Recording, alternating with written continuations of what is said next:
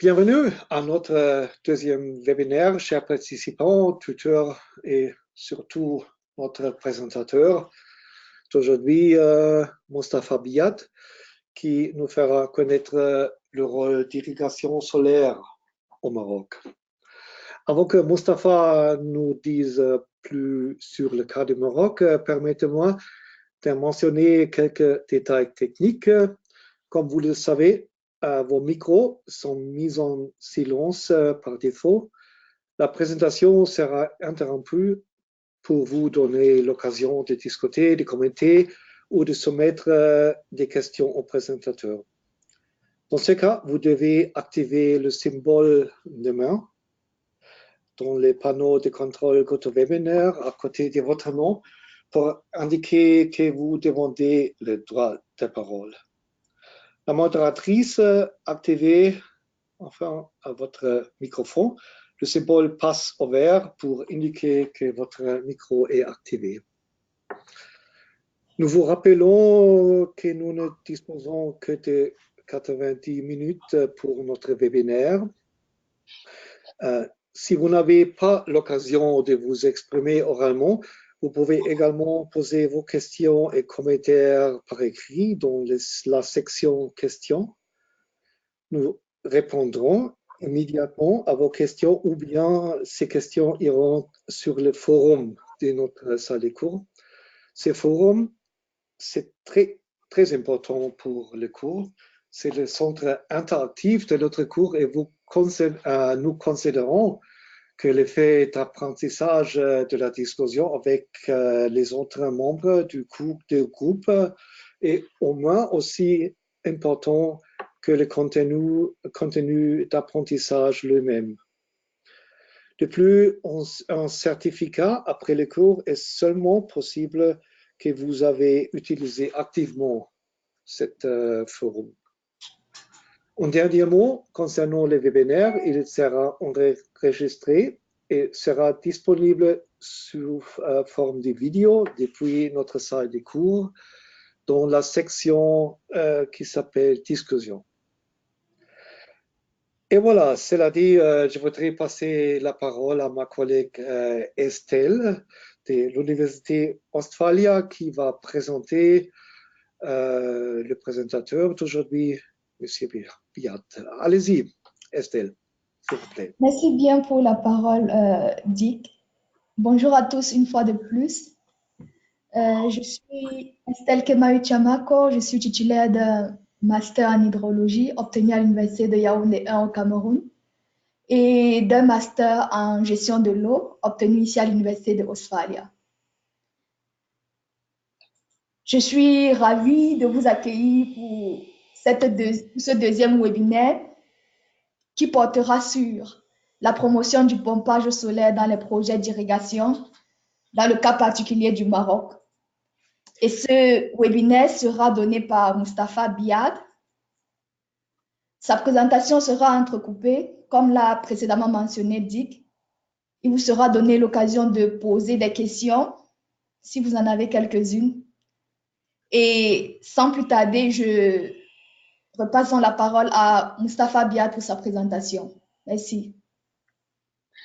Merci Estelle. Merci également Dirk pour l'introduction. Donc, chers participants, bienvenue à ce deuxième webinaire dans le cadre de cette formation à distance e-learning sur le pompage solaire dans l'irrigation. Donc, la présentation d'aujourd'hui, on va présenter un cas particulier.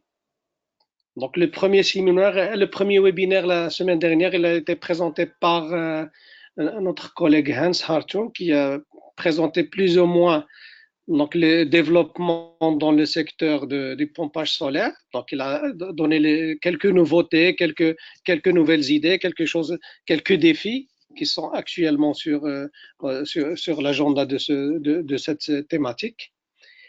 Et aujourd'hui, on va un petit peu diversifier pour donner un cas particulier. Donc là, vous avez le contenu du cours sur votre plateforme.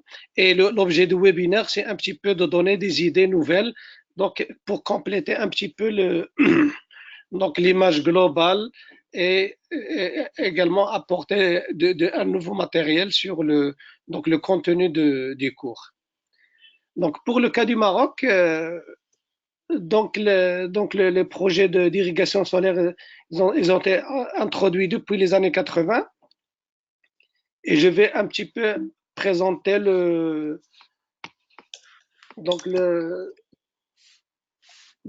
quelques idées. Donc, l'idée, c'est pas un petit peu de rentrer dans la technique ou bien les choix technologiques. Tout ça, ça existe dans le cours également. Hein, ça présentait quelque chose la semaine dernière. Mais aujourd'hui, je vais un petit peu parler pourquoi le pompage solaire. Donc, quelles sont les idées, quelles sont les motivations, et quel est l'intérêt, qu'est-ce qui a été fait, quelles sont les nouveautés, quelles sont les réalisations et quelques nouvelles idées qui peuvent un petit peu vous intéresser. Donc, le plan de l'exposé, donc je vais commencer par une introduction. Donc, pour montrer que le pompage solaire pendant l'irrigation, donc c'est une convergence de trois secteurs. Donc, c'est le secteur de l'eau, le secteur de l'énergie et le secteur de l'agriculture. Donc, montrer un petit peu que la convergence et les synergies de trois secteurs ont donné l'idée à un programme de pompage solaire au Maroc. Par la suite, je vais un petit peu présenter ce programme, donc les grandes idées. Et je vais un petit peu plus m'attarder sur l'environnement financier, administratif et commercial. Et je vais terminer sur une question qui a suscité beaucoup de discussions la semaine dernière et qui est relative à les qualités de service aussi bien au niveau des installations que de l'entretien de la maintenance. Et je vais introduire donc le label des installateurs. Donc un label pour que les installateurs ou les industriels soient agréés donc pour fournir le service. Donc, et en cours de route, donc on va essayer donc de faire trois pauses, donc pour vous donner donc l'idée donc pour réagir, pour soit poser des questions, soit des commentaires, soit également faire des témoignages avec des cas particuliers dans votre propre cas ou dans votre propre pays. Donc cela dit, donc on va rentrer maintenant dans le vif du sujet et pour vous dire que le pompage solaire ou l'utilisation du pompage solaire dans l'irrigation, il a été introduit donc, suite à une convergence de trois grandes stratégies. Donc il y a tout d'abord la stratégie de l'eau du Maroc, donc que je vais présenter par la suite. Et principalement, l'idée, c'est la promotion de la gestion de la demande en eau.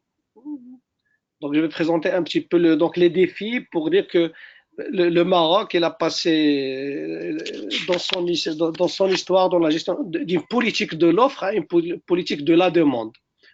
Parfois, on dit en anglais Water Demand Management, donc la gestion par la demande. Et également, donc l'autre secteur, c'est le secteur de l'énergie. Au Maroc, on dispose d'une stratégie nationale donc, qui est principalement basée sur un programme d'introduction des énergies renouvelables.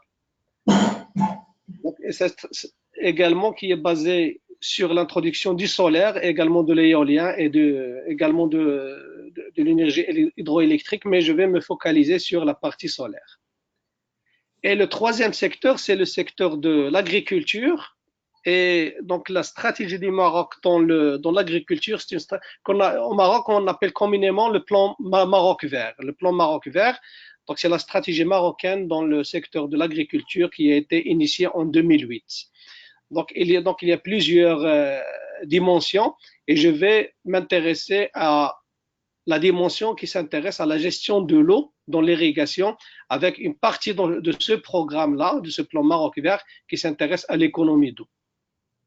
Donc, il y a la convergence des trois stratégies. Donc, on donnait l'idée à une convergence des synergies à travers la promotion du pompage solaire dans les projets d'économie d'eau dans l'irrigation. Donc, il y a différents partenariats qui ont été mis en place. principalement piloté par le secteur de l'agriculture, également avec l'appui des organisations internationales. Et dans ce cas particulier, il y avait principalement donc le PNUD, la GIZ, mais également avec la FAO, donc pour le développement des guides, du pompage solaire, etc. Donc je vais donner plus de détails par la suite. Donc si vous permettez maintenant, je vais vous présenter un petit peu.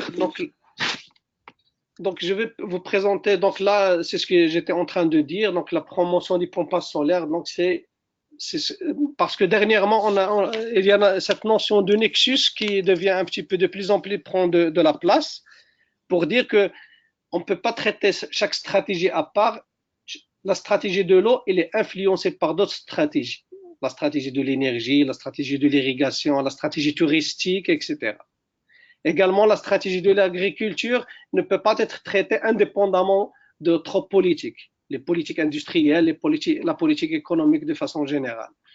Et le lien entre les trois secteurs, ce qu'on appelle le nexus, est d'où l'idée pour nous, dans ce cas particulier, donc l'idée de l'économie d'eau dans l'irrigation en utilisant le pompage solaire, c'était l'idée du nexus eau, énergie, agriculture.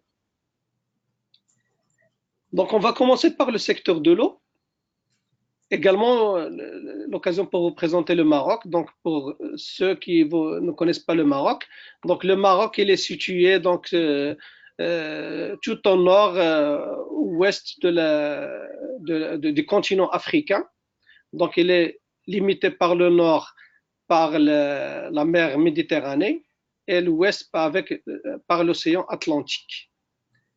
Donc, et au milieu du Maroc, donc, il y a une chaîne de montagnes qu'on appelle les chaînes de l'Atlas. Donc le moyen Atlas, l'anti-Atlas et le grand Atlas. Et au nord de l'Atlas, principalement la partie que vous voyez en bleu et en bleu foncé, donc c'est une partie qui reçoit beaucoup d'eau, beaucoup de précipitations, c'est une partie qui est très, très pluviale. Et au sud de l'Atlas, donc il y a la partie sud du Maroc, et il y a le désert et le Grand Sahara. Et au niveau de la gestion des ressources en eau, donc le Maroc il dispose d'un potentiel hydrique d'environ 22 milliards de mètres cubes par an, dont 18 milliards sous forme des eaux de surface et 4 milliards au niveau des eaux souterraines. Et donc le défi du secteur, donc il vient principalement de la répartition inégale des ressources en eau. Donc comme j'ai dit, donc il y a une partie du nord du Maroc qui reçoit beaucoup de précipitations et il y a une concentration des ressources en eau, et le sud et l'est où les ressources ils sont de plus en plus rares. Et également les précipitations, donc maintenant avec les changements climatiques, donc les périodes de précipitation deviennent de plus en plus imprévisibles, mais en général, la période pluviale du Maroc, c'est entre décembre, janvier, mars. Parfois, ça s'étend jusqu'à avril et ça commence en octobre ou novembre. Donc les grands défis, donc le premier point, j'ai déjà parlé, donc c'est la répartition inégale des précipitations dans le temps. Donc il y a une longue période de sécheresse et la répartition inégale des ressources en eau sur le territoire national. Donc la partie du nord, elle dispose plus de ressources que dans le sud. Le troisième point, c'est le stress hydrique, dans la mesure où ces dernières années, avec les accumulations des périodes de sécheresse, les ressources en eau deviennent de plus en plus, elles diminuent de plus en plus, et actuellement, donc, les ressources en eau rapportées à l'habitant, ils sont de l'ordre, voire inférieur à 500 mètres cubes par habitant par an, et on est en train d'entrer pour les collègues qui travaillent dans le domaine de l'eau, ce qu'on appelle la zone du stress hydrique. L'autre défi, c'est la surexploitation des eaux souterraines. Donc, comme j'ai déjà montré, les eaux souterraines représentent moins d'un quart des ressources en eau, environ 4 milliards de mètres cubes par an, et il y a une surexploitation dans certaines zones, et dans certaines zones, vraiment, ça devient critique, où il y a les risques d'intrusion d'eau de mer, et donc il y a également d'autres problématiques. D'où la notion de gouvernance de l'eau. Donc, la gestion de l'eau au Maroc, c'est une gestion décentralisée. Donc, il y a une organisation institutionnelle et réglementaire spécifique. Donc, le Maroc, il dispose d'une loi sur l'eau. Et les grandes idées de cette loi sur l'eau, c'est que, premièrement, comme j'ai dit au début, c'est une gestion par la demande et c'est une gestion décentralisée au niveau des agences de bassin. Donc, le Maroc, donc, il dispose de 7 agences de bassin et chaque agence il gère ses ressources en eau de façon plus ou moins indépendante avec de manière participative avec les différentes utilisations et avec les différents utilisateurs.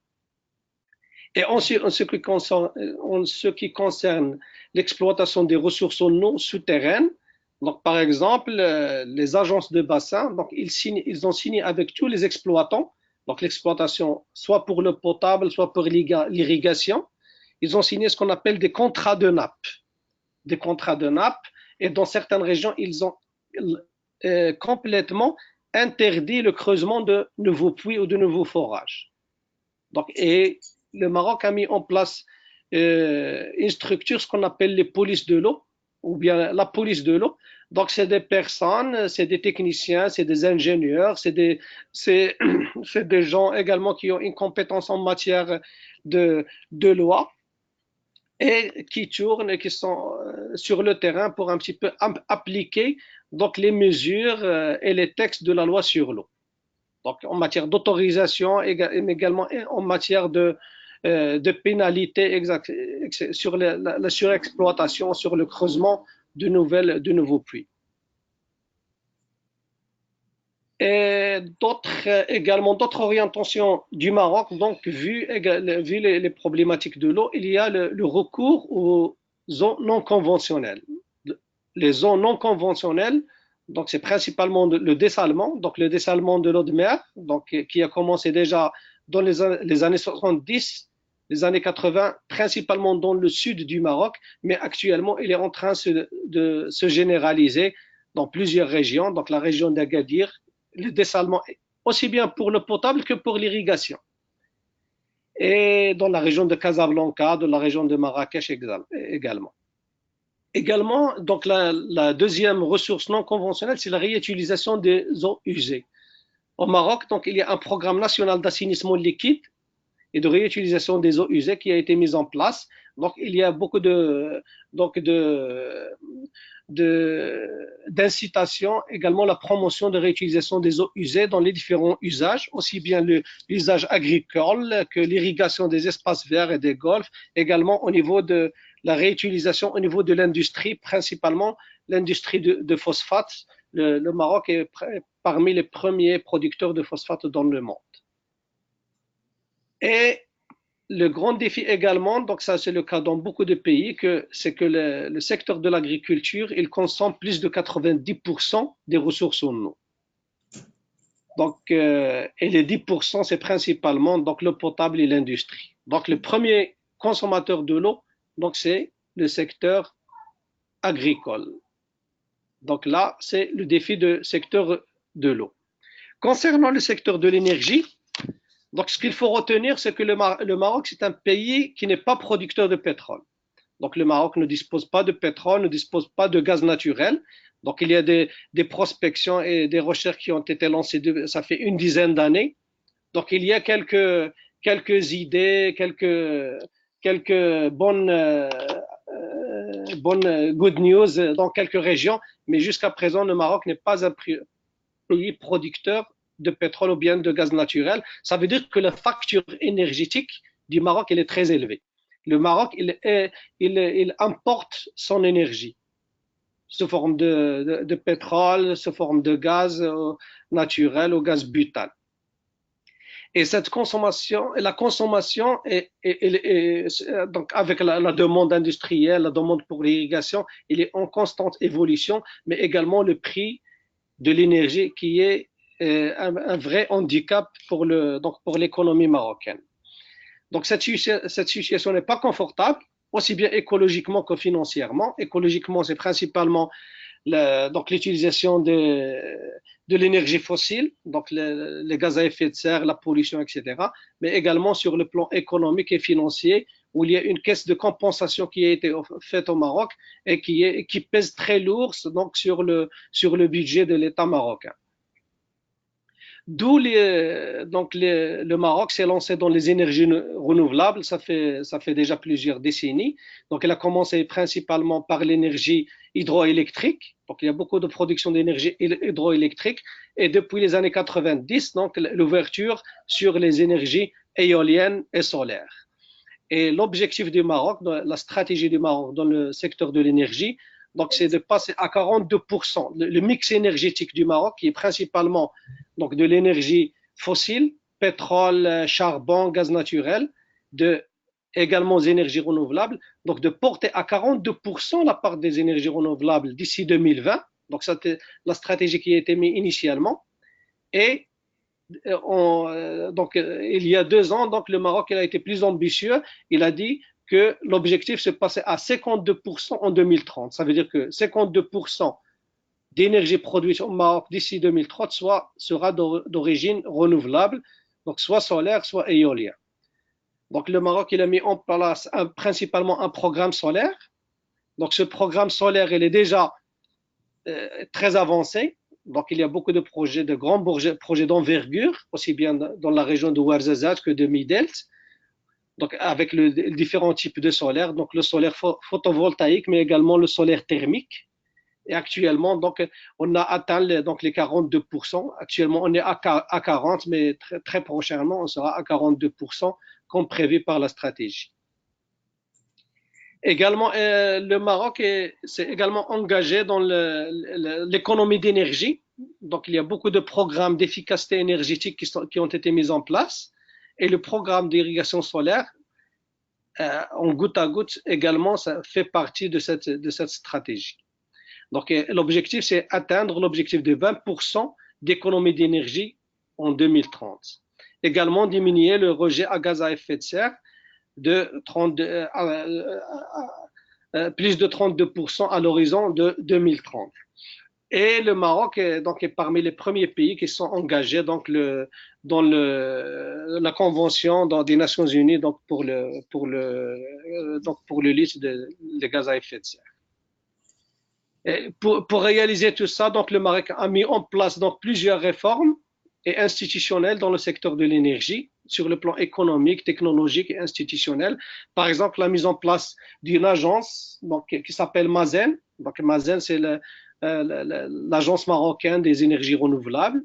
Également, la mise en place d'une agence qui s'appelle, je vais présenter par la suite, qui s'appelle l'AME, l'Agence marocaine pour l'efficacité énergétique, mais également la réforme pour l'utilisation des énergies renouvelables, aussi bien à grande échelle qu'à petite échelle, l'énergie solaire, hydroélectrique ou bien éolienne. Également des incitations économiques et financières. Donc, je ne vais pas m'attarder plus pour un petit peu aller présenter par la suite le pompas solaire. Donc là, sur la carte du Maroc, on a présenté tout à l'heure, donc vous voyez que le sud et l'est du Maroc, donc c'est une zone qui est bien ensoleillée, donc globalement toute l'année. Donc je vais présenter par la suite. Donc on est en train on est au nord du Grand Sahara et c'est une zone où les projets d'énergie solaire sont très promoteurs. Donc, et à gauche, vous avez de grandes réalisations. Donc, en haut, vous avez le pompage, vous avez l'énergie solaire d'origine thermique. Donc là, c'est le cylindre parabolique. Et là, également thermique, mais à tour. Et la production, elle est très élevée. Donc, c'est de grandes superficies dans le sud du Maroc. Donc, ça concernant le secteur de l'énergie. Concernant le secteur de l'agriculture, Donc, ce qu'il faut retenir, que l'économie marocaine, elle est basée sur l'agriculture. Donc, depuis longtemps, le Maroc est un pays agricole principalement pour l'export, mais également pour l'économie interne. L'export, c'est principalement l'export des agrumes. Donc, les agrumes, les tomates, les oranges, les olives également. Et le secteur de l'agriculture, donc, c'est le premier employeur au Maroc. Donc, il offre plus de 38% des postes d'emploi au Maroc. Ça, c'est de façon globale et principalement en milieu rural. Donc, le pourvoyeur d'emploi, c'est le secteur de l'agriculture, donc 74%. Donc, c'est dans le secteur agricole. La stratégie du Maroc dans l'agriculture, qu'on appelle le plan Maroc vert, qui a été mise en place en 2008. Donc, il a prévu 2 grands piliers. Donc, le premier pilier, c'est le développement accéléré de l'agriculture à forte valeur ajoutée. Donc, le Maroc, il se concentre sur ses avantages compétitifs. Donc, la production, comme j'ai dit, des agrumes, des olives, etc., qui sont destinés vers l'export. Donc, le premier pilier destiné pour la grande agriculture, pour les grandes exploitations. Également, là, ça c'est au niveau national, mais également par région, le Maroc, sur les différents, chaque région, elle est connue avec un type, par exemple, la région de Berkane dans l'Est, c'est principalement les oranges, dans d'autres régions, c'est principalement les olives. Donc là, c'est ce qu'on appelle, je ne vais pas rentrer dans les détails, mais ce qu'on appelle l'agrégation, c'est l'agrégation autour d'un produit phare par région. Le premier pilier, c'est ça, donc c'est les grandes productions. Le deuxième pilier qui va nous concerner, donc cette présentation, c'est l'accompagnement solidaire de la petite agriculture. Donc c'est pour les petits agriculteurs, pour les petites fermes, donc c'est la modernisation solidaire de la petite agriculture, donc pour lutter contre la pauvreté, pour encourager l'auto-emploi et également l'intégration dans le développement rural de façon générale. Également la lutte contre l'exode et le développement de sources alternatives de revenus. Toujours au niveau de l'agriculture, donc jusqu'à une date récente, donc l'agriculture marocaine était principalement basée sur les précipitations. Donc plus de 81% des surfaces arables utiles étaient basées sur le pluvial. Et d'autres sont basés sur l'irrigation, donc soit c'est le grand périmètre irrigué, ou bien la petite et moyenne hydraulique, ou bien les très petites surfaces. Ça, c'est concernant les espaces irrigués.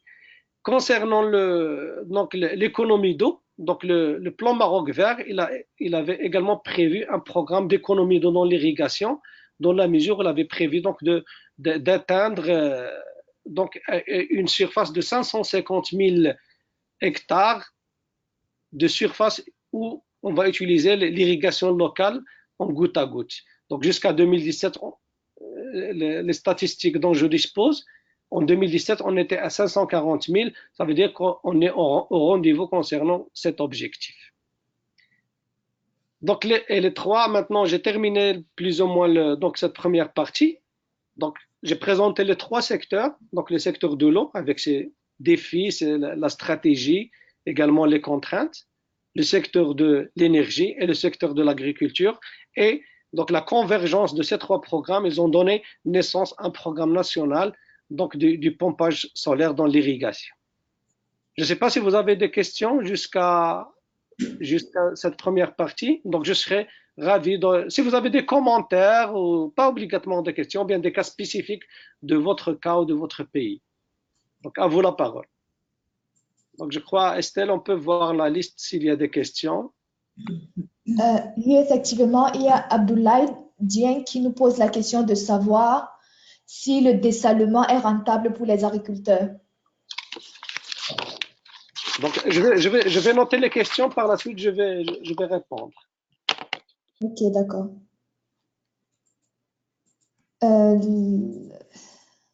La prochaine question nous vient de Emmanuel Franck Ekobo qui nous demande comment est-ce que le Maroc s'organise pour maintenir une certaine qualité de ses ressources humaines, notamment dans le secteur du Nésus.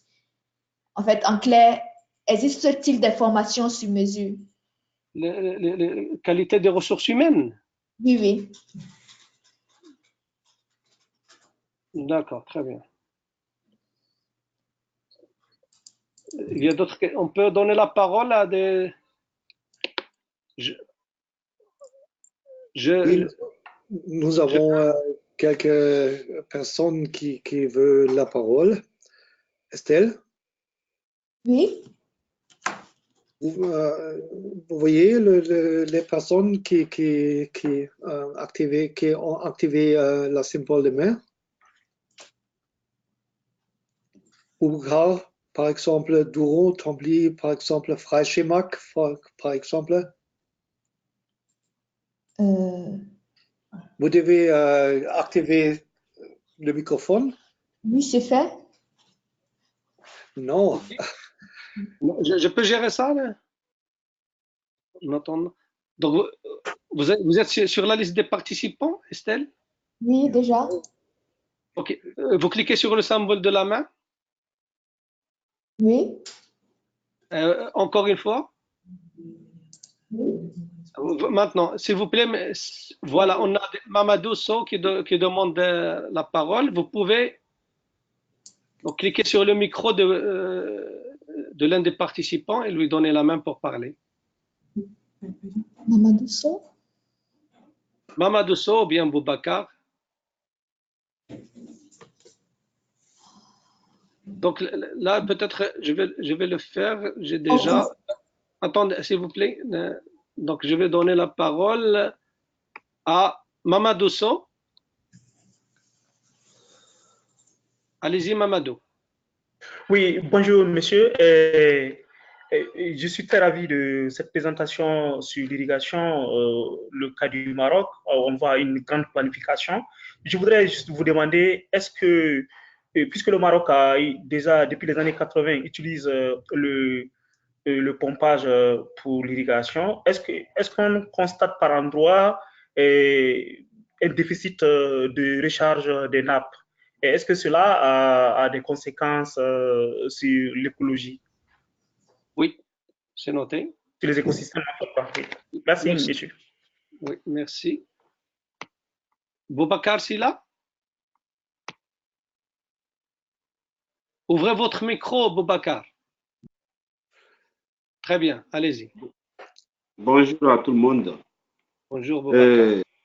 Ouais. Donc, je fais des précisions par rapport à la police de l'eau. Parce que chez nous, eh bien, en Guinée, on fait les forages n'importe où et n'importe comment. Et comme a dit mon frère Sou, et les conséquences géologiques de tout ça, on peut le savoir. Mais un pays qui n'a pas la police d'eau, on n'a pas aussi besoin de prendre des permis pour faire un forage. Et quelles sont les conséquences pour l'avenir d'un tel pays? Je vous remercie. Merci. On va prendre, je crois, deux questions, puis on va continuer et les autres, on va les prendre par la suite.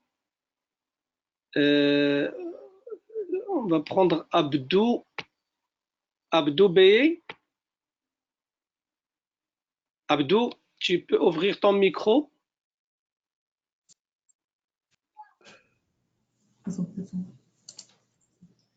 Abdou, allez-y.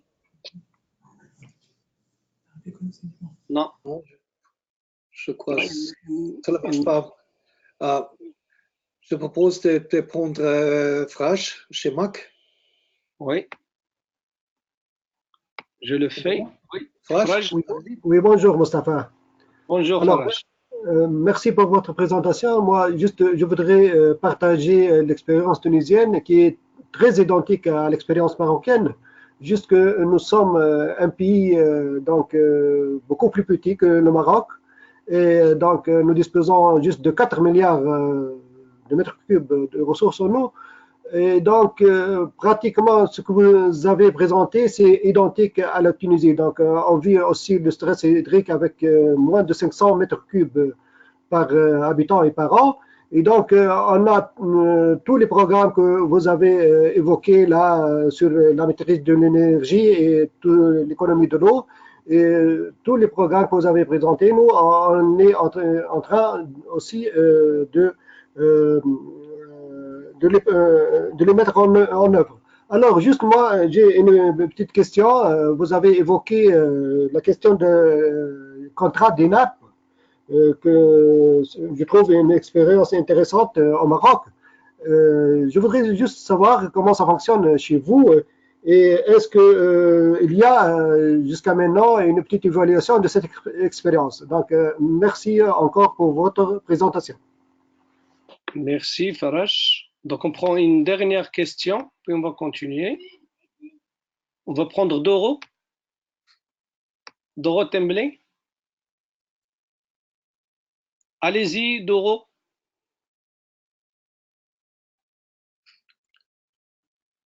Tu peux parler, Doro Tembeli? Un problème avec le micro? En principe, votre micro, il est... Non, non, non, non, ouvrez. Oui, c'est bon. Allez-y, parlez. Apparemment, ça ne marche pas. Donc, on va... Oui? Non. Donc, je vais essayer de répondre à ces premières questions. Donc là, donc il y avait les questions écrites, donc qui ont été lues par Estelle. Donc il y a la question de la rentabilité du dessalement pour les agriculteurs. Donc là, pour le dessalement, donc aussi bien pour l'eau potable que pour l'irrigation, donc il ne s'agit pas de voir uniquement le procédé de dessalement. Donc pour comparer, il faut comparer deux systèmes complets. Donc pour le plus simple, je vais donner l'eau potable, puis je vais parler de l'irrigation. Donc pour alimenter une agglomération en eau potable, donc il faut aller chercher les ressources en eau. Donc on ne parle pas du dessalement, on parle de ressources d'eau douce. Donc il faut aller chercher des sources douces, donc soit des sources de surface ou bien des ressources souterraines. Parfois c'est à plusieurs kilomètres, voire des centaines de kilomètres, il faut les traiter. Un traitement classique ou bien un traitement spécifique. Il faut les transporter. Donc, il y a de la consommation de l'énergie. Donc, il y a des longueurs et des longueurs de conduite. Il faut mettre des stocks, des réservoirs, des stations de relevage. Il faut également penser à toute la question du foncier, l'acquisition des terrains, également l'impact environnemental et social. C'est ça ce qu'il faut comparer par rapport à un système de dessalement d'eau de mer. Le dessalement d'eau de mer, donc c'est la prise d'eau de mer. Donc, il y a différents types de prises d'eau de mer. Le dessalement, actuellement la technologie la plus utilisée, c'est l'osmose inverse. Et comparer les coûts. Donc les coûts, c'est pas uniquement le procédé lui-même, mais la solution globale. Donc c'est la production de l'eau, le transport pour l'amener jusque là. Et comparer les coûts. Donc là, parfois, on n'a pas d'alternative. Par exemple, le sud du Maroc, il n'y a pas d'alternative. Donc, la seule alternative, c'est aller vers le dessalement d'eau de mer. Ou bien, il faut aller vers des transports qui sont plus coûteux que le dessalement. Donc, ça, c'est ce qu'il faut comparer. Pour le cas de l'agriculture, donc je prends le cas du Maroc. Le cas du Maroc, par exemple, actuellement dans la région du Souss, pour les gens qui connaissent le Maroc, c'est le sud du Maroc, la région d'Agadir. C'est une région très agricole et principalement c'est de l'agriculture pour l'export. Donc il y a la nappe qui a atteint des seuils critiques. Et maintenant, il est très menacé par les intrusions d'eau de mer. Donc quand on compare la solution de dessalement par rapport à l'exploitation des eaux souterraines, il faut également comparer le risque, il faut mesurer le risque de l'intrusion des eaux de mer. Donc il va détruire toute la nappe et c'est irréversible. Donc, le coût de l'action, c'est aller vers le dessalement pour maintenir les agriculteurs, pour maintenir l'économie, ou bien ne rien faire et laisser les gens exploiter les ressources en eau et détruire la nappe. Donc, c'est ce qu'il faut comparer. Donc, mais pour les agriculteurs, en général, le prix de vente pour les agriculteurs, en général, c'est des coûts qui sont subventionnés. Donc, ça dépend des régions. Également, dans le cas du plan Maroc vert, donc j'ai parlé tout à l'heure de l'agrégation pour les grandes exploitations. Et pour l'agrégation, il y a le partenariat public-privé, où c'est le privé qui vient faire les installations, faire réaliser les projets et vendre, vendre l'eau aux agriculteurs avec un prix subventionné qui est subventionné en partie par l'État. Donc ça, c'est pour la première question concernant le dessalement. C'est un petit peu, c'est justifié si on veut comparer donc par rapport au pompage solaire. La deuxième question concernant donc les ressources humaines. Donc pour les ressources humaines, donc il y a principalement, je crois, le collègue qui a posé la question de la qualité, il faisait principalement allusion à la formation. Donc là, le Maroc, il a connu un accompagnement de tout ce qui est énergie renouvelable dans son système d'éducation. Aussi bien pour les techniciens, donc les Bac plus 2, ou bien pour le cycle d'ingénieurs au niveau des écoles et des instituts d'ingénieurs. Et là, donc, il y a plusieurs expériences. Donc là, le cursus maintenant, il y a par exemple, dans l'école où j'ai été, moi, j'ai eu mon diplôme en 91. Ma spécialité, c'était électromécanique. Par la suite, il y avait également une spécialité maintenance, mais par la suite, je crois vers les années 2000, 2005, il y a une nouvelle option qui a été créée qui s'appelle ingénieur en énergie renouvelable. Donc, ça, pour vous montrer que le cursus de l'éducation, il a accompagné un petit peu et qui a accompagné un petit peu cette stratégie marocaine dans le secteur de l'énergie, mais également c'est poussé par les industriels donc, qui recrutaient sur le marché des spécialités comme ça. Au niveau des techniciens, il y a des expériences que je voudrais citer. C'est un centre qui s'appelle IFMERE. IFMERE, c'est l'abréviation Institut de formation dans les métiers, dans les énergies renouvelables et l'efficacité énergétique, qui se trouve au niveau de l'Est du Maroc, qui a été créé par l'Association des métiers de l'énergie, avec l'appui du gouvernement et avec l'appui de la coopération allemande, principalement la GIZ.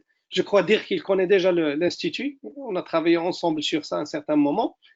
On a travaillé sur la création d'opportunités d'emploi et on a travaillé sur donc ce IFMERE. Donc il forme des techniciens Bac plus 2 dans toutes les options liées aux énergies renouvelables et l'efficacité énergétique.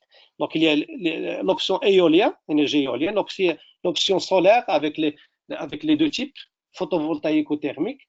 Également tout ce qui est biomasse, également tout ce qui est biogaz, également l'option efficacité énergétique. Donc là, actuellement sur le marché, donc il y a beaucoup de ressources humaines, il y a beaucoup de demandes et c'est des demandes qui sont très récurrentes. Ça au niveau de l'énergie, mais également c'est la même chose au niveau de l'eau. Les métiers de l'eau, c'est plus ancien, donc c'est plus classique. Je crois que vous avez les mêmes expériences dans vos pays. La question de Mamadou concernant la Rocha, donc le déficit pour les nappes. Donc, effectivement, donc l'arrivée de la promotion de l'énergie solaire, donc depuis plusieurs années, donc il a favorisé un petit peu la surexploitation des ressources en eau. Donc, c'est parmi les raisons où donc il y avait initialement la loi sur l'eau du Maroc, c'était initialement la loi de 1995, mais qui a été actualisée et revue donc en 2014. Et la nouvelle loi sur l'eau, donc que j'ai présenté brièvement tout à l'heure, qui a prévu un petit peu donc cette limitation de surexploitation des ressources en eau, donc à travers les comités au niveau des agences bassins et également à travers les contrats de nappe. Par la même occasion, je réponds à la question de Fresh. Les contrats de nappe, c'est des contrats au niveau de chaque nappe. Donc, c'est des contrats participatifs. Donc, ils voient un petit peu quels sont les utilisateurs, quels sont les défis, et c'est les participants qui mettent en place un programme pour la protection de la ressource souterraine. Donc, dans une optique gagnant-gagnant, win-win, parce que si on surexploite la ressource en eau, tout le monde est perdant. Mais si on gère de façon optimale, tout le monde est gagnant, mais également le choix de type d'utilisation. Par exemple, dans une zone où il y a problème d'eau, on ne va pas utiliser donc des cultures qui demandent beaucoup d'eau.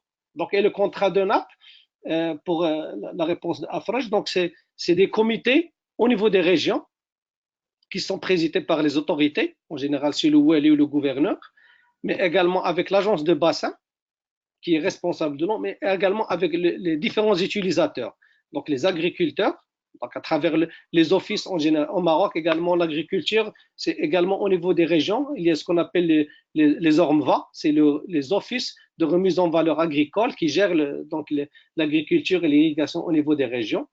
L'utilisation de l'eau potable, donc c'est principalement l'ONEP, et l'industrie.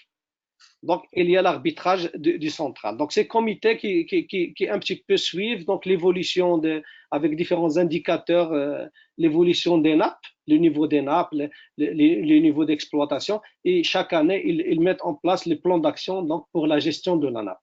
Donc, le contrat de nappe, c'est une application du principe de la gestion intégrée des ressources en eau, mais appliquée à une nappe souterraine bien particulière.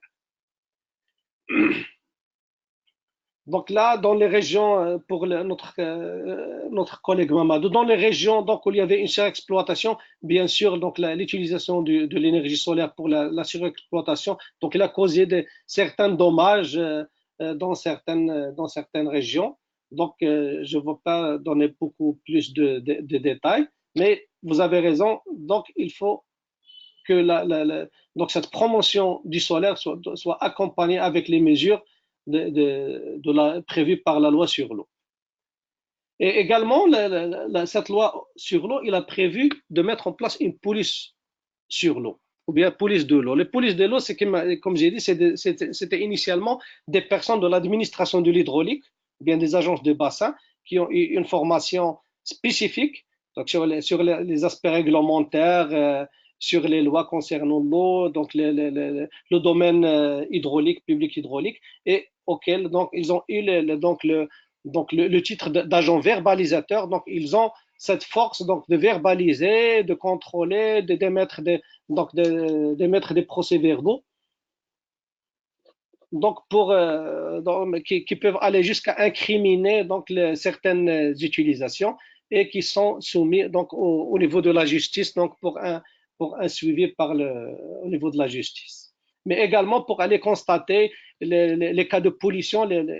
On a également la police de l'environnement qui travaille avec la police de l'eau pour constater les cas de pollution, bien les cas de dégradation, etc. Donc là, c'est le site, si vous voulez, il faut aller par la suite, je peux partager les sites donc, du ministère de l'eau où il y a donc les exemples, il y a les textes qui peuvent donc pour votre information ou bien pour toute fin étude. Donc je crois que j'ai répondu à toutes les questions. Par la suite, on va passer à d'autres séries quand j'aurai un petit peu avancé avec l'exposé. Okay. Estelle, tu as des commentaires ou des remarques avant que je continue avec l'exposé? Non, jusqu'ici, non.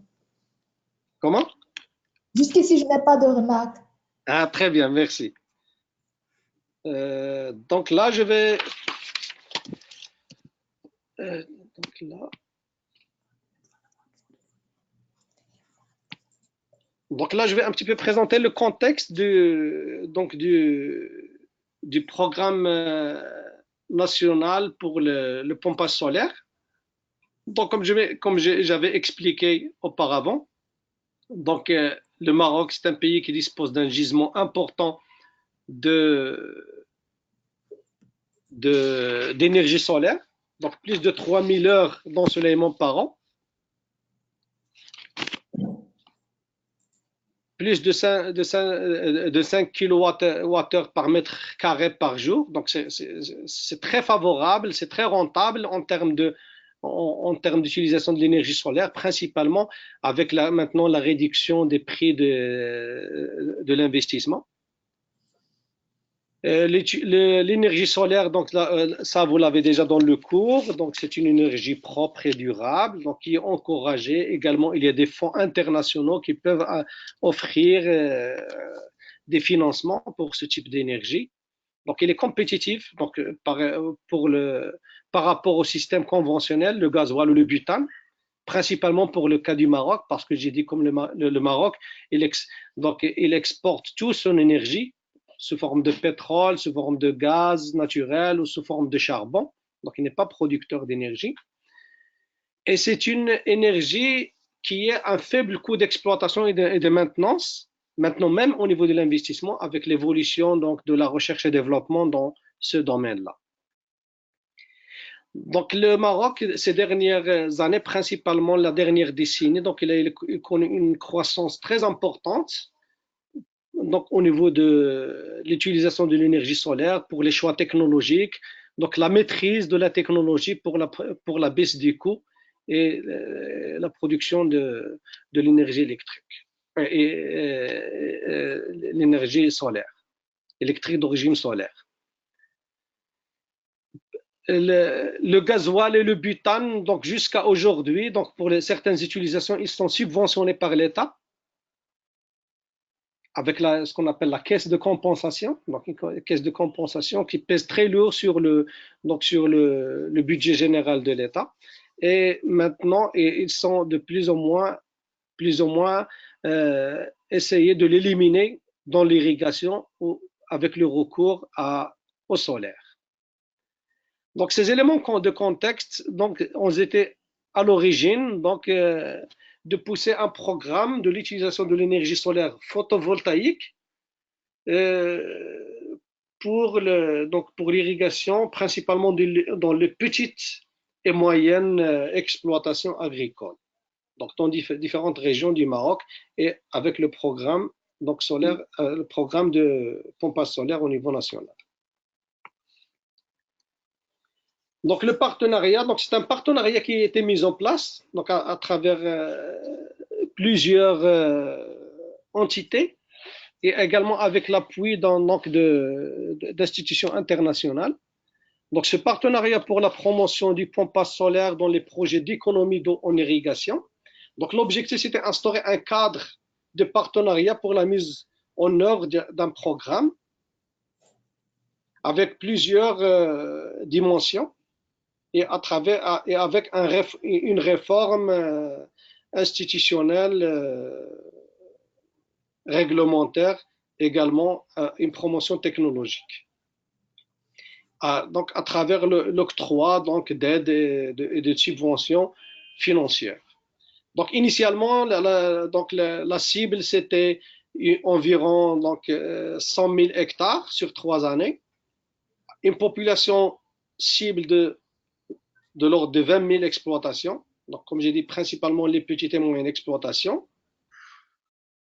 Et le coût global du programme était de l'ordre de 2,5 milliards de dirhams.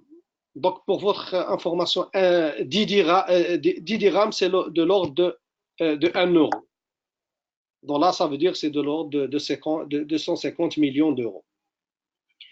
Donc, la subvention ou le financement, c'est principalement pour l'investissement et pour le photovoltaïque, mais également pour le système d'irrigation à travers le FDA. Le FDA, c'est ce qu'on appelle le Fonds de développement agricole. C'est un fonds national qui est alimenté à travers le budget général de l'État. Donc, les conditions d'éligibilité qui ont été mises en place, c'est le couplage des techniques d'irrigation économie d'eau à un système intégré de pompage solaire. Donc, c'est le solaire, donc c'est l'énergie solaire couplée avec le goutte à goutte. Et également, l'éligibilité à la subvention de l'État que je vais présenter dans le slide suivant, donc pour être financé dans le cadre du Fonds de développement agricole. Également, l'approbation préalable est délivrée par les services compétents du ministère de l'Agriculture marocain qui gère ce programme-là.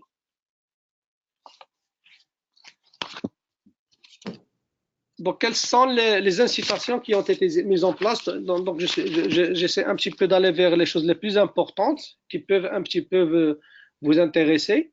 Donc, les incitations financières, il y a deux types. Les incitations financières pour le kit photovoltaïque, pour la production d'énergie, et également pour les pompes et pour le système d'irrigation. Donc, pour le kit photovoltaïque, donc c'est une mention, donc, pour les demandes qui sont éligibles, donc il peut aller jusqu'à 50% du coût d'installation, donc avec un plafonnement au niveau de l'exploitation qui est corrélé également avec le coût de l'énergie. Donc, pour rester au niveau de la promotion des petites et moyennes exploitations et pas aller vers des exploitations plus grandes qui sont éligibles pour des prêts bancaires ou bien qui ont d'autres ressources. La composante du goutte à goutte, la composante de l'irrigation et du pompage, donc la subvention, il peut aller jusqu'à 100% donc du coût d'investissement, du coût d'installation, donc de 80% à 100%, qui est vraiment très très intéressant et très incitatif. Et l'ensemble des aides subventionnées sont distribuées à travers le Fonds de développement agricole, comme j'ai dit, qui est financé par le budget général de l'État. Et les subventions ne sont pas donc versées d'un seul coup, ils sont versés en fonction des résultats, donc en fonction de l'avancement de l'installation. Donc on ne donne pas l'argent 100% au début, mais on donne au fur et à mesure de l'installation avec un accompagnement que je vais présenter par la suite à travers des installateurs agréés. Donc les retombées sont donc c'est trivial, c'est évident. C'est éviter la dépendance par rapport aux énergies thermiques qui sont importées et subventionnées à travers la Caisse nationale de compensation. L'amélioration de la viabilité et de la compétitivité des exploitations agricoles à travers la réduction des charges récurrentes de pompage, mais également c'est le développement rural, le développement des populations rurales, c'est la création d'activités génératrices de revenus, la stabilisation au niveau des régions et la promotion de tout ce qui est donc relatif au développement dans le monde rural. Donc la création d'emplois et des sociétés de services énergétiques, donc toute cette dynamique, donc elle a permis donc la stimulation d'un tissu industriel dans le domaine aussi bien énergétique, dans tout ce qui est solaire, mais également de tout ce qui est donc pompage, tout ce qui est goutte à goutte au niveau des régions. Et également donc l'utilisation de l'énergie verte donc, et la lutte contre l'émission des gaz à effet de serre. Donc, au niveau des techniques qui ont été utilisées, elles ont été déjà présentées par Hans donc, la semaine dernière. Donc, l'utilisation avec l'utilisation de réservoirs. Donc, il y a le photovoltaïque, le pompage, l'utilisation d'un château d'eau, bien d'un stockage, puis l'irrigation gravitaire. Donc, par exemple, le schéma A,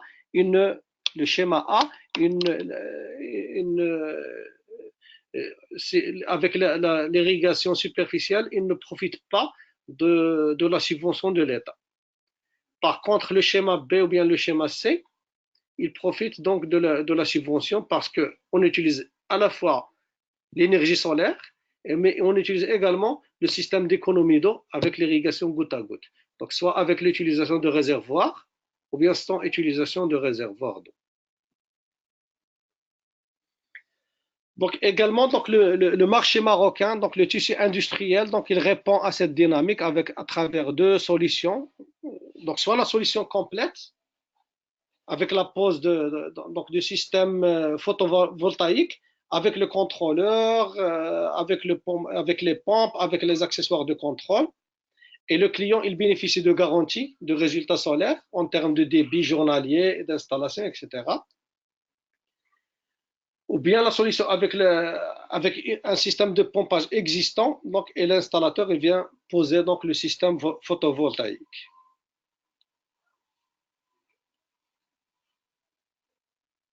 Donc ce programme solaire, il a été accompagné avec des formations, avec une vulgarisation des techniques, donc des documents, des guides qui ont été mis en place aussi bien en arabe qu'en français, également sous forme de comment de bande dessinée, de petits documents en bande dessinée, qui est un petit peu parce que le niveau scolaire au niveau de certaines exploitations agricoles ne sont pas très élevés, donc il fallait donc vulgariser donc ces techniques.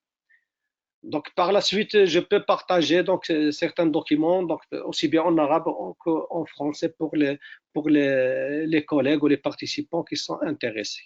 Donc, et comme vous voyez, donc les documents sont élaborés avec l'appui donc d'institutions internationales, par exemple le cas en arabe qui a été élaboré avec l'appui de la FAO, avec la participation donc d'experts nationaux ou internationaux, à travers donc le symbole que vous voyez là, donc c'est le ministère, mais à travers avec l'office de la vulgarisation et de la formation agricole.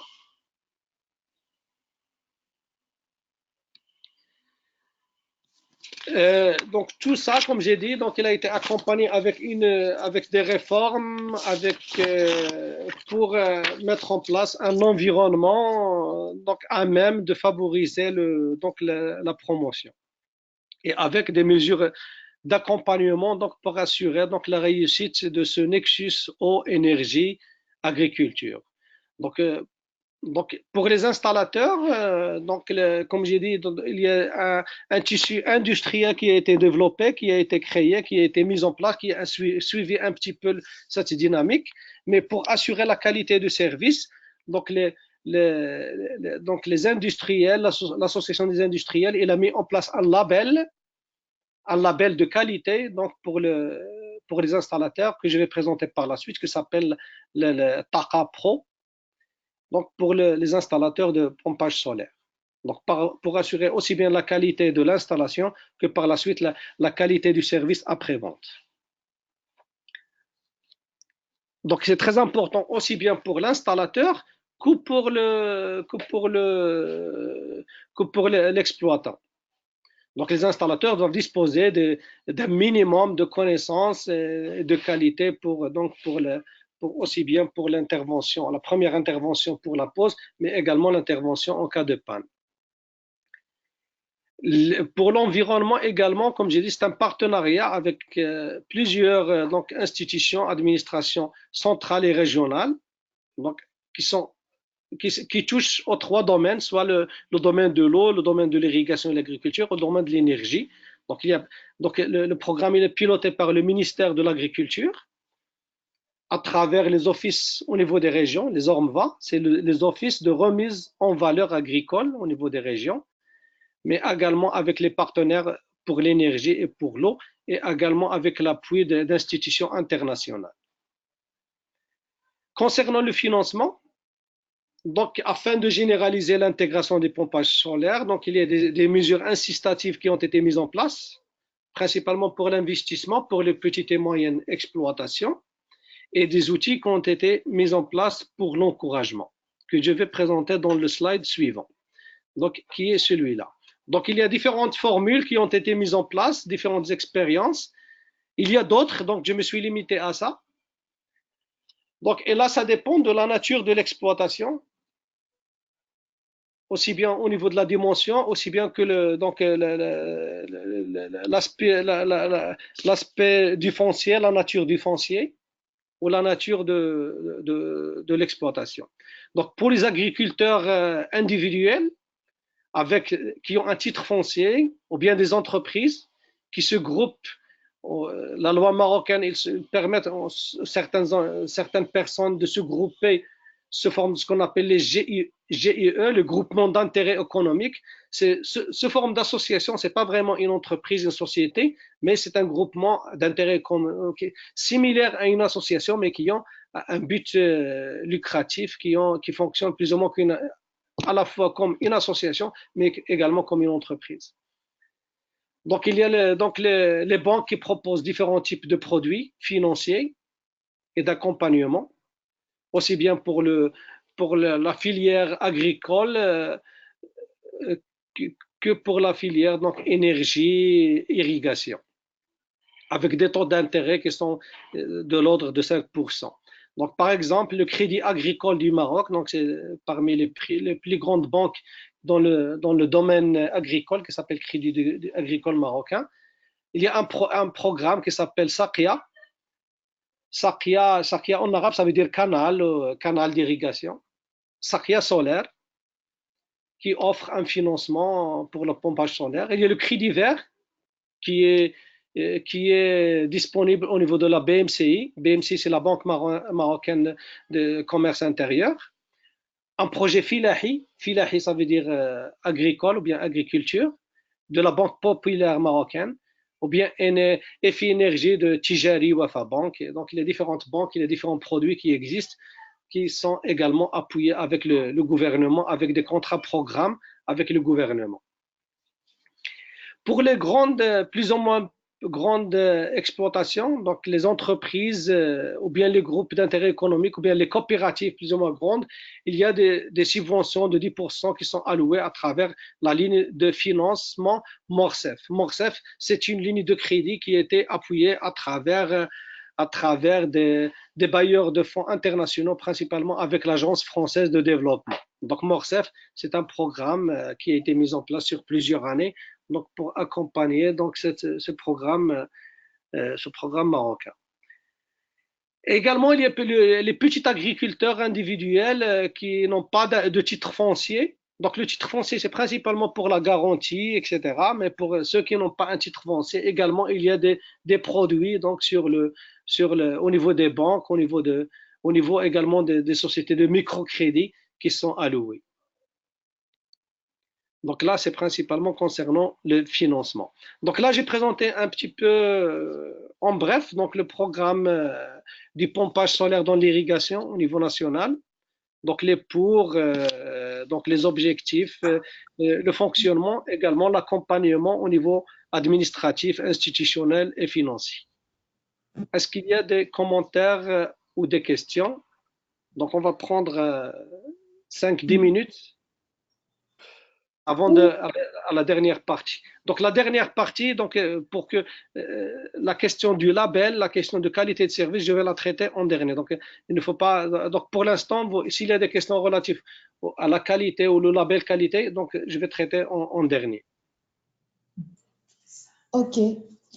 Je vais revenir sur la question de Ruth Tembele de tout à l'heure. Oui. Elle était de savoir comment est-ce que les trois secteurs, ça signifie le secteur de l'eau, de l'énergie et de l'agriculture, ont travaillé ensemble pour pouvoir parvenir à ce nexus-là. J'ai pas saisi la question, c'est quoi exactement? En fait, comment est-ce que les trois secteurs, le secteur de l'eau, de l'énergie et de l'agriculture, ont travaillé ensemble pour pouvoir parvenir à ce nexus-là, à la mise en place de ce nexus? D'accord, très bien. Très bien.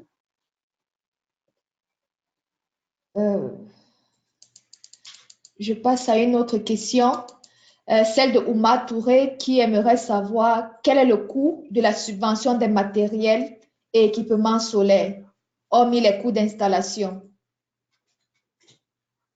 Donc la réponse, c'est tout compris. Donc pour l'investissement, y compris donc l'équipement et l'installation. Donc ça peut aller jusqu'à 50% en fonction de donc le dossier il est étudié. Donc la subvention il peut aller jusqu'à 50%. Équipement et installation. Donc on ne fait pas la distinction entre l'équipement et l'installation. Donc pour l'investissement ça veut dire c'est le tout. Donc à condition qu'il passe par un installateur agréé, labellisé, comme je vais présenter par la suite. Okay. Ça c'est rapide. Allez-y la suite. Ok, la suite, nous avons 3 questions de Mathieu Ndale. Premièrement, est-ce qu'on peut évaluer l'impact d'un tel programme sur la ressource en eau? Une question spécifique, quelle diminution de la consommation d'eau à quelle diminution de la consommation d'eau faut-il s'attendre, je suppose? Oui. Je reprends la première question. Est-ce qu'on peut évaluer l'impact d'un tel programme sur la ressource en eau? Oui. Sa deuxième question, pourra-t-on avoir le document du programme en français? Je suppose que la question a déjà été répondue par Dick. Elle est disponible sur le forum. Oui. OK. Et sa troisième question, sans goutte à goutte, pas de subvention? C'est une question. Oui. Du coup, Oui. la deuxième partie de sa question, je ne la comprends pas bien, mais je suppose, est-ce qu'il existe des cultures pour lesquelles le goutte à goutte n'est pas forcément la solution recommandée? Ouais. Très bien. Donc, il y a pour les personnes qui veulent intervenir, donc verbalement, donc il y a deux personnes qui lèvent la main. Il y a Youssouf Sanogo.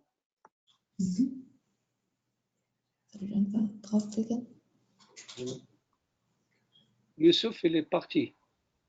Youssouf, je ne vois pas la main. Donc, je vais. Youssouf, voilà, il est là.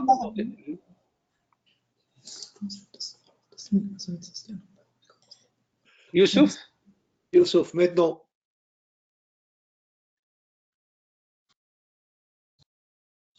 Youssouf, votre micro est ouvert, vous pouvez parler. Youssouf? Non. Apparemment, ça ne Allô? marche pas. Oui. Ah, oui. Oui, Youssouf. Allô? Oui, Vous m'entendez? Oui, très Oui. bien. Très bien. Ok, d'accord. Donc, j'ai deux petites questions. La première, comment la formation des installateurs est-elle organisée? Et la deuxième question, qui couvre les frais de formation? Oui, très bien. Voilà. Cool. C'est tout. Très bien. Donc là, on va prendre une dernière question. C'est qui les gens qui Boubacar Silla? Oui, vous pouvez moi j'ai un problème là. Vous pouvez activer son micro. Il est parti. Silla. Je crois qu'il est parti.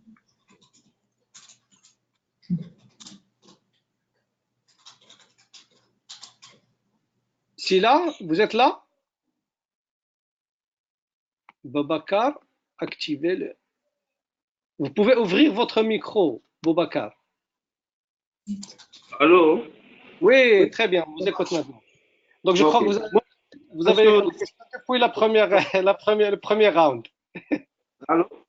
Oui, on vous entend. Ok, je disais, comme au moins au Maroc, vous avez des banques qui donnent des crédits pour les agriculteurs et peut-être appuyer les initiatives d'installation des pompes et tout ça là. Ça, c'est contrairement chez nous.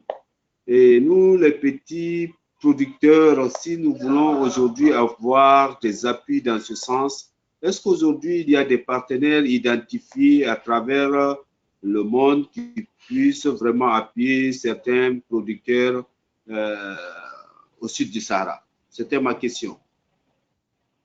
Donc, est-ce qu'il y a des institutions internationales pour accompagner? Par exemple, pour appuyer les gens à avoir des pompes et les canalisations pour l'irrigation. Voilà. Ouais. Donc, je ne sais pas, je vais essayer de répondre. Donc, je pense on va se limiter à ces questions.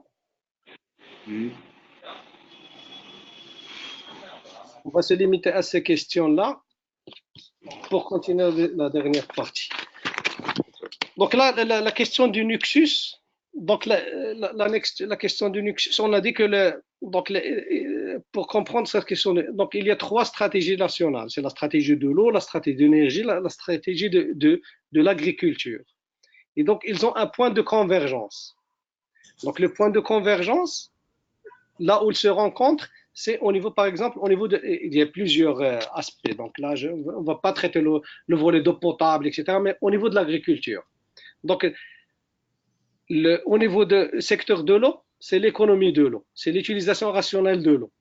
Donc, le secteur de l'eau, c'est promouvoir le goutte à goutte, l'économie d'eau. Ça, c'est le secteur de l'énergie. C'est quoi l'objectif? C'est réduire la facture énergétique. Donc, le Maroc ne doit pas exporter l'énergie pour qu'il soit utilisé. Donc, c'est là, promouvoir l'énergie solaire. D'accord? Et le troisième point, c'est l'agriculture. Le secteur de l'agriculture, c'est favoriser l'agriculture solidaire, favoriser donc les petites et moyennes exploitations, donc à travers des subventions pour le développement local, pour le développement du monde rural, etc. Donc là, déjà au niveau des stratégies, on voit qu'il y a des rencontres. Donc la stratégie elle-même, donc ils ne sont pas obligés de rédiger des conventions entre les trois secteurs, etc., parce que c'est dans leur stratégie. Par exemple, le secteur de l'eau, l'objectif, c'est la stratégie, c'est l'économie de l'eau. Donc, à travers la promotion de l'utilisation des alternatives, qui ne demandent pas beaucoup de ressources en eau. Le secteur de l'énergie, c'est l'utilisation de l'énergie solaire. Et l'agriculture, c'est donc là, le nexus, c'est ça. Donc le nexus, ça veut dire que c'est-à-dire que les trois secteurs, ils sont liés par leur stratégie. Donc, et le programme, donc ce programme-là, c'est le lien à travers les trois nexus.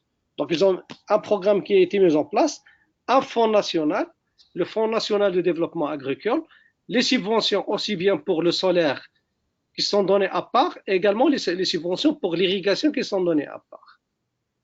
Donc, c'est ça le fonctionnement du nexus. Donc, le nexus, ça veut pas dire, le nexus, c'est pas un programme en lui-même. Le nexus, c'est une approche. C'est une méthodologie de travail, c'est une façon de faire. On voit les synergies, donc les synergies entre les trois secteurs pour aller vers un programme commun. Donc, je ne sais pas si j'arrive à répondre à la question, mais le nexus, ce n'est pas un programme en lui-même. Quand on dit, par exemple, dans le monde, par exemple, il y a beaucoup d'initiatives, on dit le nexus eau, énergie, sécurité alimentaire. Ça ne veut pas dire que c'est un programme spécifique, mais c'est une façon de faire, c'est une approche sur laquelle on peut baser donc des programmes communs. D'accord. La deuxième question concernant la subvention pour le matériel et la pose, donc j'ai déjà répondu. Donc l'installation, on fait pas quand on parle d'investissement, c'est inclus équipement et installation, c'est-à-dire fourniture, transport et pose. Donc c'est clé en main. Et je vais présenter par la suite, également parce qu'il faut avoir recours à des installateurs labellisés. Donc, pour avoir il y a une liste de fournisseurs qui sont reconnus. Donc, il y a une question qui est très importante, c'est l'évaluation de l'impact par rapport aux ressources en eau. Donc, l'impact par rapport aux ressources en eau. Donc moi, j'ai pas actuellement de chiffres, à présenter. Peut-être je peux chercher par la suite et les partager avec vous, mais on a constaté déjà avec le programme d'économie d'eau de façon générale, parce que l'économie d'eau, c'est pas uniquement ça, là. Le programme d'économie d'eau, c'est un programme national qui est général. On a vu que la demande en eau, qui était dans les années 80, donc la progression de la demande en eau, qui était en moyenne de 5% par année, elle a tendance à baisser. Donc la demande en eau, elle est passée de 4 à 4%, donc la dernière décennie. Actuellement, la demande annuelle en eau est aux alentours de 3 à 2% annuellement. Donc on constate que globalement, donc c'est un constat global, c'est un constat qui est macro, qu'il y a une tendance baissière à la demande des ressources en eau, sachant que le principal utilisateur, c'est le secteur de l'agriculture avec 90%. Je vais chercher si je trouve des chiffres plus parlants, donc ou bien c'est des documents qui parlent un petit peu de l'impact, donc je vais le partager avec vous. Et la question, donc il y a une question donc pour la subvention uniquement, il y a des subventions qui sont uniquement pour le photovoltaïque, pour la solution de l'énergie, même si on n'a pas mais ça rentre pas dans ce programme-là. Il y a d'autres programmes donc qui vont un petit peu à encourager l'utilisation des énergies solaires dans des différentes utilisations industrielles, touristiques, production d'eau potable, également agriculture. Mais si le programme, il s'intéresse, le programme que je suis en train de présenter, c'est le pompage solaire couplé avec l'irrigation goutte à goutte. L'irrigation gravitaire, l'irrigation classique, aspersion ou superficielle, etc., n'est pas subventionnée. Il y a des mesures incitatives qui sont faites, mais pas dans ce cadre-là. D'accord? Il y a d'autres programmes pour promouvoir l'agriculture de façon générale, mais ce n'est pas dans ce cadre-là. Donc ça rejoint un petit peu la question d'un des collègues qui a posé la question des cultures où le goutte à goutte n'est pas recommandé.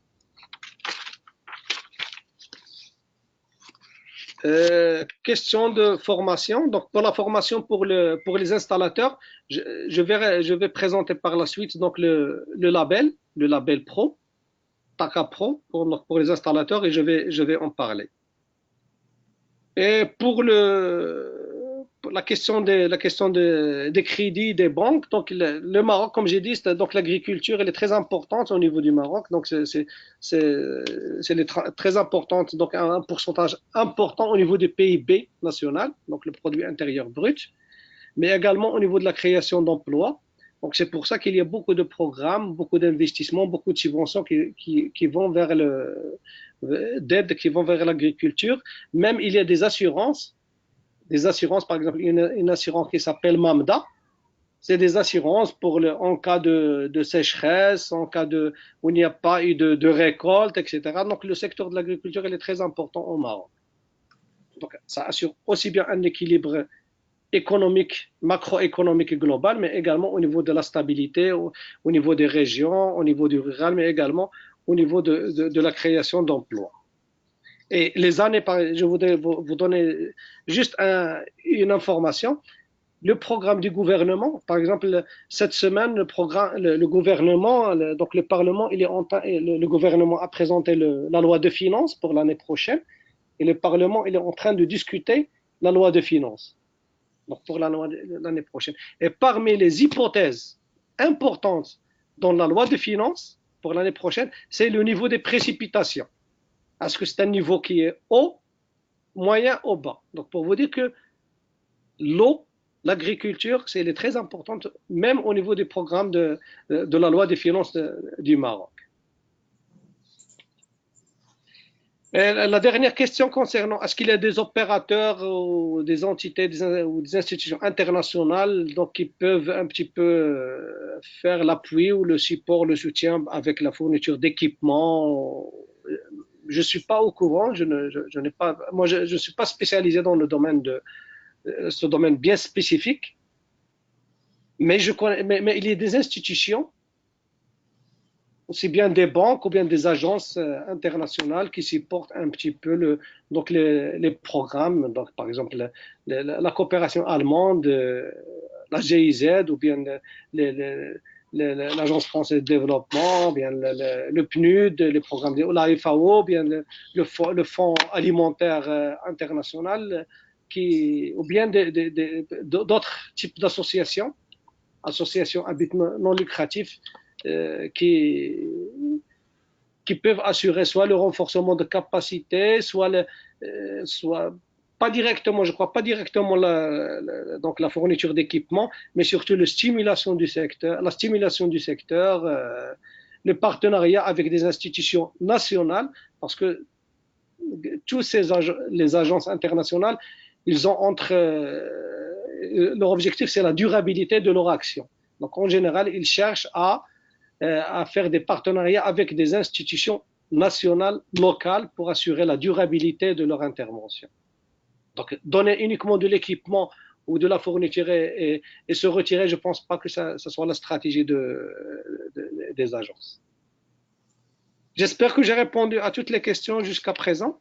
Pour continuer sur la dernière partie de la présentation, il nous reste 10 minutes. Donc, je vais juste vous donner un petit peu les grandes idées et je vais vous donner le lien, faire le site internet. Oui. Mes questions n'ont pas été répondues là. C'est quoi la question?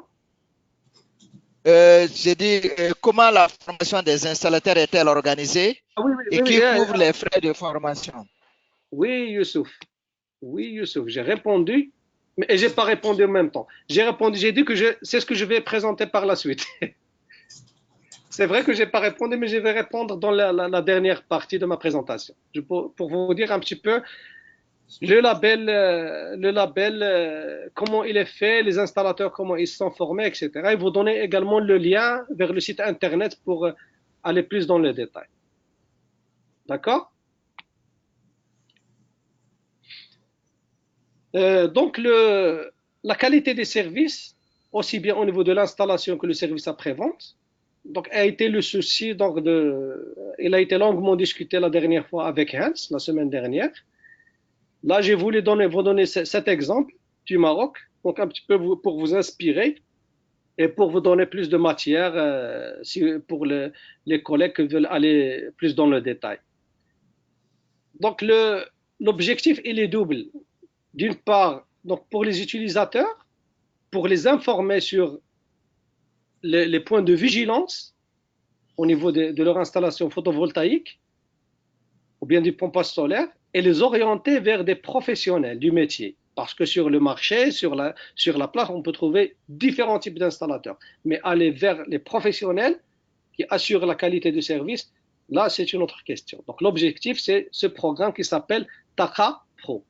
Donc, le label TAQA Pro, donc le terme TAQA, en arabe, ça veut dire énergie. TAQA. Donc, le label TAQA Pro, ça veut dire énergie pro. Donc, le label TAQA Pro. Et la nécessité pour les installateurs, pour qu'ils soient reconnus dans une démarche qualité et pour qu'ils aient accès au marché, etc., aux différentes demandes. Donc ça, c'est l'objectif, il est double, d'où la mise en place par ce label TAQA Pro.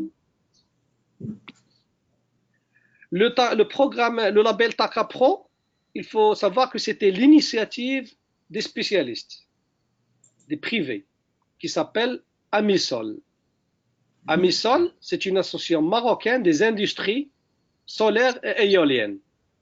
Donc c'est les professionnels de la place qui sont déjà regroupés en association, qui ont donc initié ce programme avec l'appui de AME, que j'ai présenté tout à l'heure, c'est l'Agence marocaine pour l'efficacité énergétique, avec l'appui de institutions internationales, principalement la coopération allemande. La coopération allemande, elle est très présente au Maroc au niveau du domaine du solaire. Donc, il y a Parema. Parema, je crois, c'est un partenariat énergétique maroco-allemand dans le domaine principalement le solaire. La GIZ, donc vous connaissez déjà la GIZ, et également le BSW, qui est l'association allemande du solaire. Donc, et ce label qui a été mis en place, donc, il donne aux installateurs donc un label et un justificatif de qualité et de professionnalisme qui est exigé donc aussi bien par les banques au niveau de l'acquisition, également au niveau du fonds national, donc pour subventionner les agriculteurs, également pour les exploitants eux-mêmes, dans un souci de qualité, dans un souci de service après-vente. Donc les installateurs même, ils demandent un niveau de qualité donc qu'il exige. Donc il exige le certificat de Amisol, de ce label TAQA Pro. Donc au niveau du solaire, donc il existe d'autres labels pour différents types d'énergie renouvelable, pour l'éolien, etc. Mais ici au niveau du solaire. Au niveau du solaire, il y a 3 types. Je vais présenter brièvement. Donc, je vais vous donner le lien pour aller voir plus de détails. Donc, il y a le label TAQA Pro photovoltaïque, TAQA photovoltaïque plus, ou bien le TAQA Pro pompage solaire. Donc, quelle est la différence? Donc, pour le PV, donc le photovoltaïque tout simple, c'est principalement pour les petites exploitations, pour les petites puissances installées. En général, c'est inférieur à 20 kW. Donc, c'est pour les petites puissances. Donc là, c'est un petit peu comme petite et moyenne entreprise ou bien micro-entreprise. Donc là, c'est un label pour le photovoltaïque inférieur à 20 kW.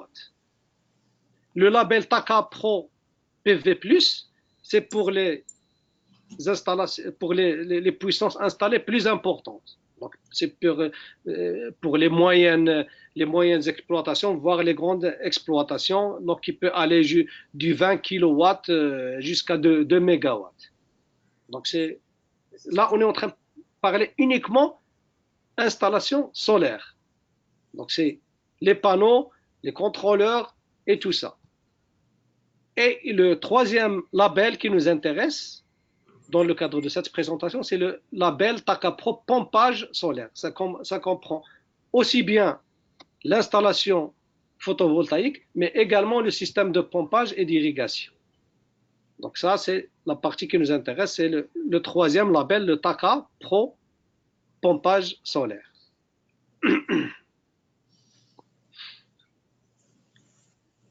Donc le TACA Pro pompage solaire, il est destiné aux utilisateurs du système de pompage solaire photovoltaïque pour l'agriculture, également pour le potable, l'irrigation, pour l'adduction eau qui ne nous intéresse pas, mais principalement pour l'agriculture. Il concerne aussi bien les entreprises ou bien les auto-entrepreneurs qui réalisent des installations de système de pompage solaire photovoltaïque.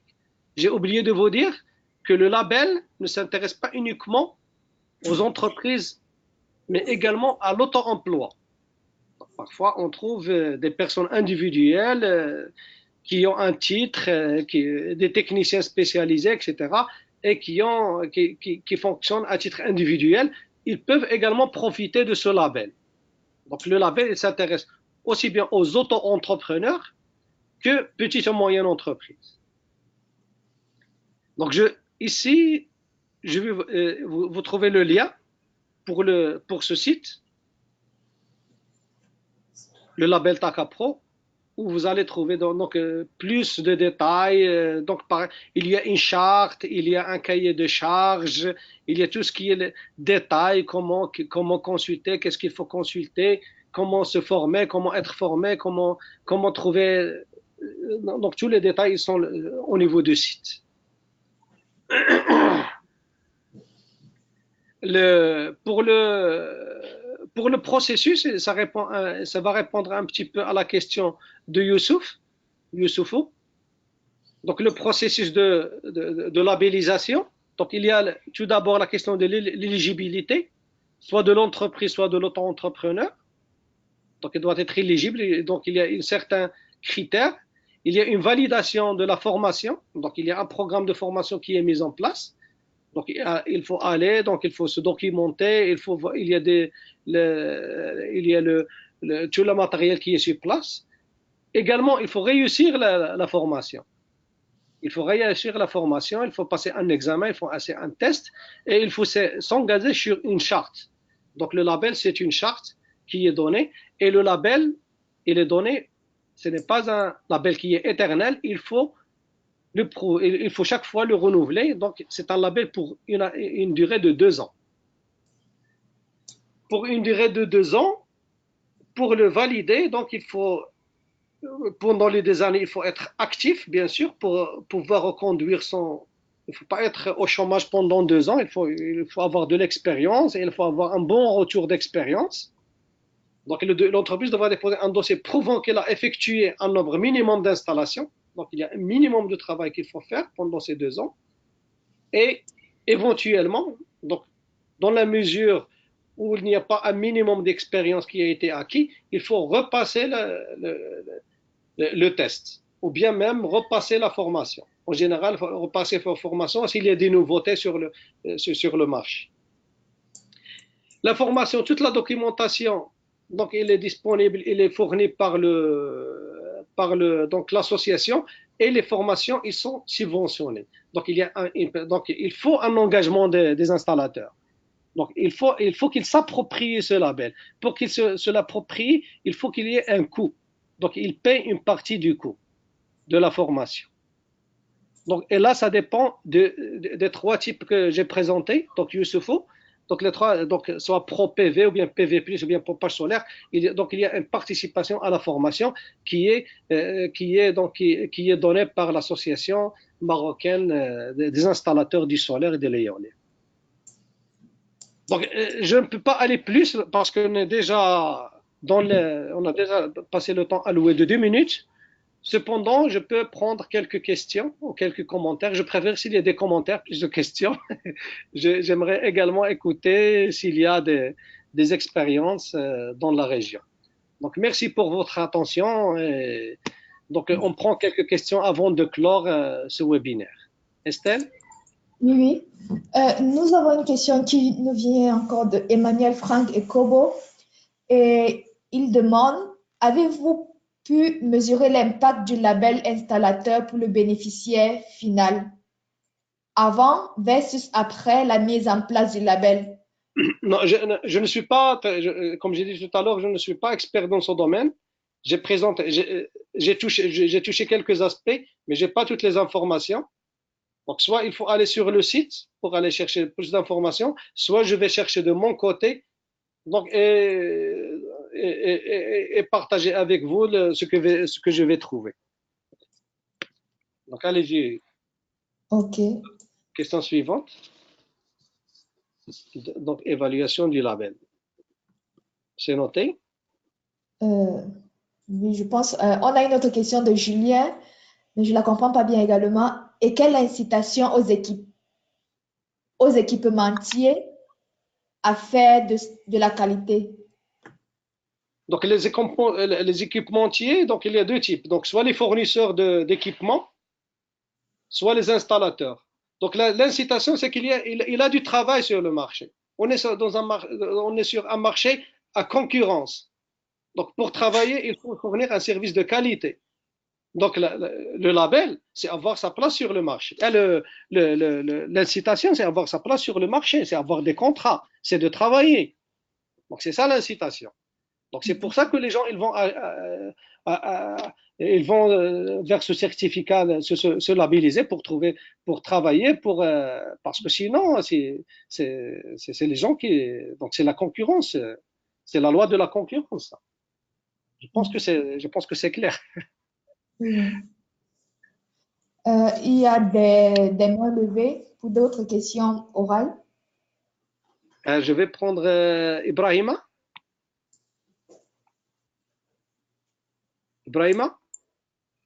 Oui, Ibrahima, vous pouvez ouvrir votre micro. Ibrahima, vous cliquez sur l'icône du micro. Ibrahima? Non. Il est où, Ibrahima? Je ne l'ai plus sur la liste. Non, je l'ai plus. Je ne comprends pas. Non, c'est bon. Il y a également Abdou. Laissez-moi faire, s'il vous plaît. Donc, je vais continuer avec Ibrahima? Non. Ibrahima, il a un problème avec son micro. Donc, on va prendre. Est-ce qu'il y a d'autres personnes qui veulent prendre la parole? Je ne vois pas de main qui est levée. Abdou Beye. Abdou Beye, je ne sais pas, il y a un problème là. Abdou Beye, activer le son.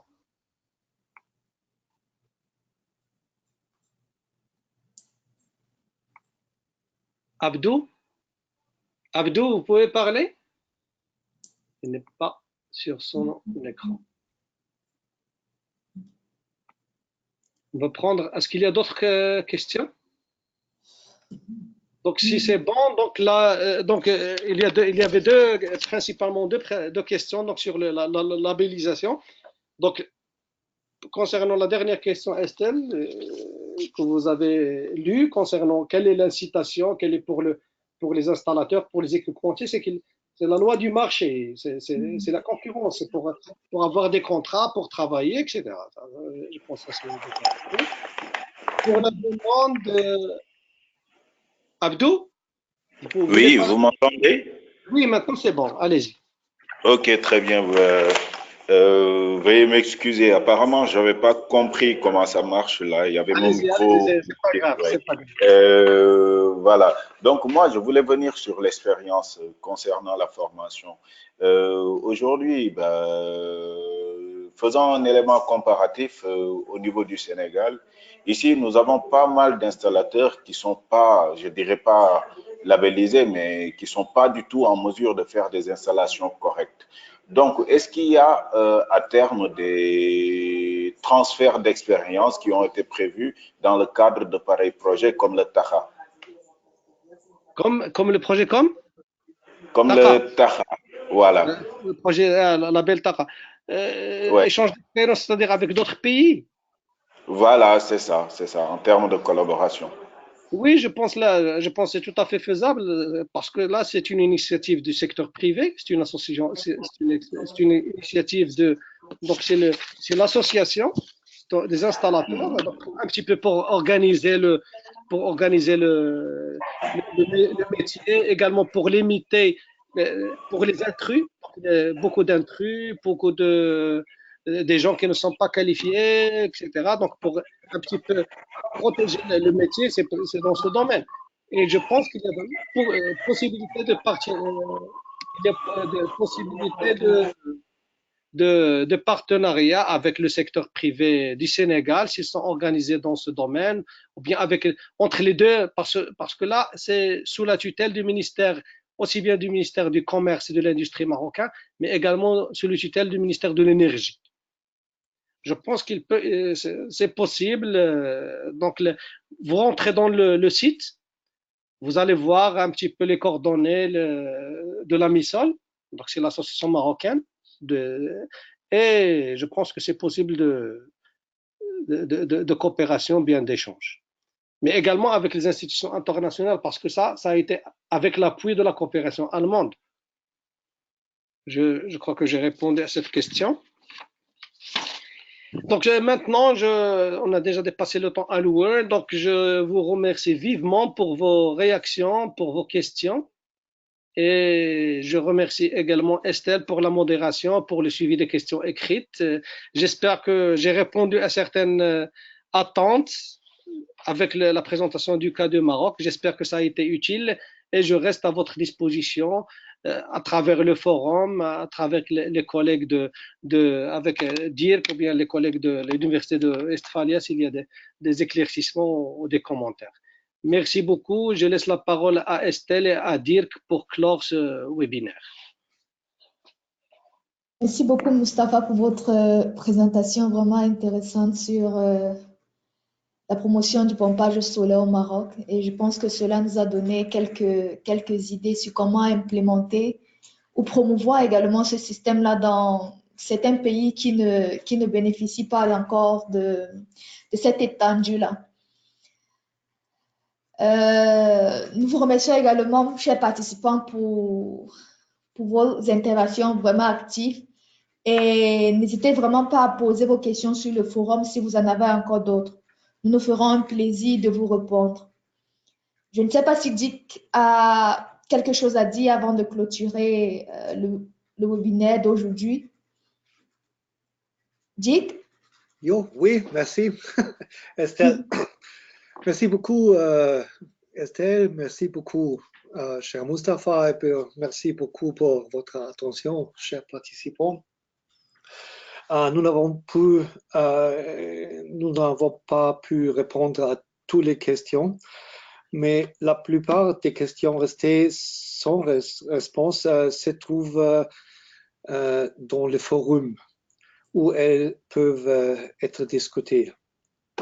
Alors, c'est mon advice for you. Ok. Pour vous. Merci bien.